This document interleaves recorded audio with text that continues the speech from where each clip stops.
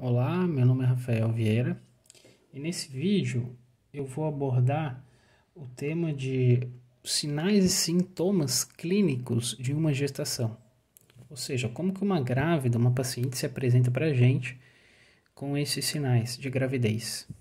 Então, a gente pode fechar um diagnóstico de gravidez baseado em sintomas clínicos, que eu vou abordar aqui, sinais e sintomas, laboratoriais e ultrassonográficos. Laboratorial, por exemplo, beta-HCG, e ultrassonográfico, por exemplo, a visualização do próprio feto, né? Então, começando falando dos sintomas, ou seja, o que a paciente refere para a gente. E um dos sintomas mais comuns que ela refere são as náuseas. É o principal sintoma na gestação e ele começa geralmente entre a sexta e a 14ª semana. Como é que é a história? Geralmente ele é matutino, ele começa pela manhã e ele melhora ao longo do dia. E ele está muito relacionado à produção do beta-HCG, o HCG materno. Existe uma complicação, que eu não vou abordar aqui, mas é uma complicação bem séria, que é a hiperêmese gravídica, que é um aumento, uma intensificação dessas náuseas, com outros sintomas clínicos e com uma persistência durante a gestação. Outro sintoma relatado pelos pacientes é a cialorreia. Cialorreia é a produção excessiva de saliva, né? Um outro sintoma relatado é o aumento da sensibilidade e do volume mamário. Então, atribui-se também esse sintoma ao HCG, ao beta-HCG. As pacientes elas referem aumento do volume da mama e aumento da sensibilidade à dor, né? Falando de outros sintomas, a gente tem um aumento da frequência urinária, com o que a gente conhece como termo de polaciúria, que é o aumento da frequência, e com a nictúria ou noctúria, que é o aumento da frequência à noite. Por que isso acontece, né? Qual que é a explicação? Durante a gestação, a paciente ela tem um aumento do volume uterino, porque a criança está crescendo lá dentro. E também tem uma antiversão acentuada. Esse útero, ele também se coloca posicionado, se projetando para frente. Isso causa uma compressão da bexiga e então a gente vai ter os sintomas de polaciúria. Também ocorre no final da gestação, no terceiro trimestre, quando o bebê ele começa a se insinuar e a própria cabeça do bebê ela comprime a bexiga.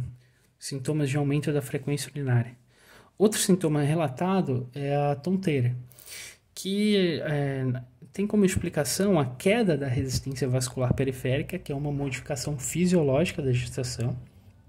Ou seja, quando a gente tem essa queda da resistência, o paciente ele vai apresentar mais quadros de hipotensão porque diminui a pressão arterial da paciente, que é uma outra modificação que a gente observa na gestação. Alguns sintomas referidos pelas pacientes que estão ligados à progesterona, né, o aumento da progesterona, a distensão abdominal e constipação e a sonolência e fadiga também está atribuído à progesterona. Vou falar agora um pouco sobre os sinais que a gente observa agora na gestação, né? Não apenas os referidos que são os sintomas pela paciente. Então, quais são os sinais que a gente vai conseguir perceber? O primeiro, o mais importante deles, que é o mais precoce, que é o atraso menstrual.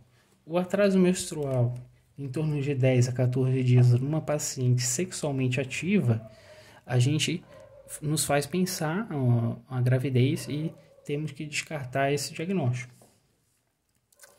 Algumas alterações cutâneas que a gente pode observar na grávida. O cloasma gravídico, a linha negra e o sinal de alva. Então, eu trouxe aqui umas imagens para a gente ver. Então, isso aqui é o que a gente conhece como linha negra, aqui no abdômen, que ela fica bem mediana ali no abdômen, né? Aqui, ó, a gente pode ver um cloasma, né? E o sinal de alva, eu não tenho uma imagem aqui, mas nada mais é do que um aumento da lanugem que aparece no limite do couro cabeludo. Outra coisa bem marcante são as alterações mamárias que a gente observa na paciente. Então, o que tem de alteração mamária?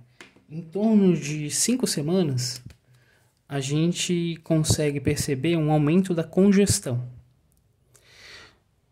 Em torno de 8 semanas, a paciente ela vai se apresentar com uma coisa que a gente conhece como tubérculos de Montgomery, que as auréolas elas aumentam a pigmentação e ficam com as glândulas mais hipertrofiadas. A gente daí, na 16ª semana, vai perceber a rede de Hartley, que é o aumento da vascularização venosa, e em algumas pacientes já é possível extrair o colostro, que é o primeiro leite materno produzido, né?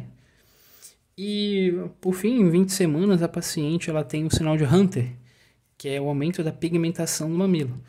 Essas alterações elas são mais frequentes na primigesta, ou seja, na paciente que tem a sua primeira gestação.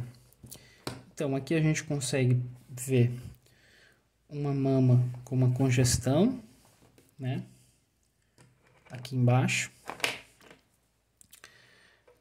Uma congestão, um aumento da vascularização venosa. Aqui em cima a gente pode ver sinais de Hunter e tubérculo de Montgomery. Tá? Sobre sinais e sintomas era isso. Quem gostou se inscreve no canal. Obrigado.